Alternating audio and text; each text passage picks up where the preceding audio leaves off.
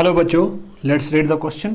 A thin uniform rod of length 2 meter, cross sectional area A and density D is rotated about an axis passing through the center, okay, and perpendicular to its length with angular velocity, that is omega.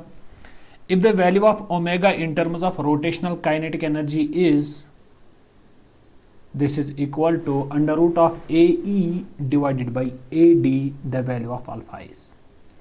तो हमारे पास एक question है जिसमें हमसे कहा जा रहा है कि आपके पास एक रॉड है जिसकी लेंथ 2 मीटर है, क्रॉस सेक्शनल एरिया A है, डेंसिटी D है, और वो रोटेट कर रही है about an axis passing through its centre and perpendicular to its length, जो इसकी लेंथ के परपेंडिकुलर है, तो जिसकी एंगुलर वेलोसिटी ओमेगा है. If the value of omega in terms of rotational kinetic energy is given, we need to find out the alpha. तो फिर से हम क्या करेंगे कि कॉन्सेप्ट पे आते हैं. सबसे पहले इस सिनेरियो को सबसे पहले समझेंगे. ये सिनेरियो क्या बोल रहा है. ओके, तो बोल रहा है कि हमारे पास एक रॉड है जिसकी लेंथ L है. ये मान लो, लेट सपोज हमारे पास एक रॉड है जिस रॉड की लेंथ जो है वो कितनी है, that is L. That is L. L is the length of this rod. यहाँ से यहाँ तक तो L है, और ये रोटेट कर रही है about an axis which is passing through its center. ठीक है, यहाँ तक इस सेंटर के, इस एक्सिस के अबाउट ये रोटेट कर रही है. ओके, तो हमें क्या निकालना है, हमें अल्फा निकालना है. वी नो, हमें पता होता है कि what is the moment of inertia of a rod about an axis passing through its centre and perpendicular its length. So we can say that is always equal to ml square upon 12. ये तो हमें पता है. Okay, जो given condition है, given का सहारा लेते हुए हम इस क्वेश्चन में देखेंगे कि जो मेरी डेंसिटी दी गई है वो होता है बराबर mass by volume. This is density. तो क्या मैं डेंसिटी को मल्टीप्लाई करूं वॉल्यूम से, वॉल्यूम होता है बराबर area into length is equal to mass.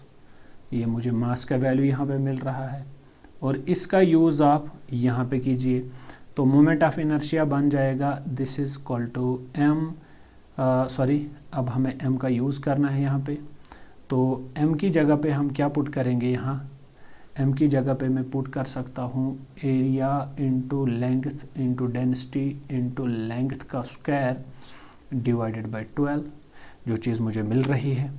Okay, now will see what will be the moment of inertia. Moment of inertia अगर मैं देखूँ, लेंथ का वैल्यू जो है दैट इज़ 2 मीटर, और एरिया जो इसने बोला है कि A ही है, तो मैं लिख सकता हूँ यहाँ पे एरिया का वैल्यू A ही रहेगा, और जो लेंथ है that is 2 square, this is L square into L, this is L cube, this is 2 cube, this is density divided by 12.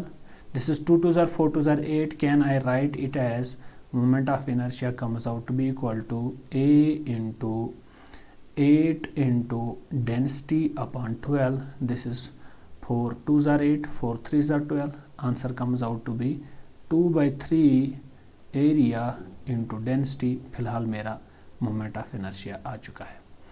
Okay, अगर मेरा मोमेंट ऑफ इनर्शिया ये बन गया 2/3 area into density, now shall I write here rotational kinetic energy जो इस rod की होगी, rotational kinetic energy जो इस रॉड की होगी, अगर मैं रोटेशनल काइनेटिक एनर्जी लिखूं इस रॉड की, that is always equal to 1/2 of I omega square. तो क्या मैं यहाँ पे वैल्यू पुट करके देख सकता हूँ, दिस इज़ 1/2 ऑफ I का वैल्यू आपको निकल चुका है 2/3 एरिया इंटू डेंसिटी. रही बात ओमेगा की, तो ओमेगा को हम अपनी जगह पे ऐसे ही रखेंगे, this is omega square. 2 and 2 get cancel each other, this will be here. Answer will be equal to A into density divided by 3 into omega square.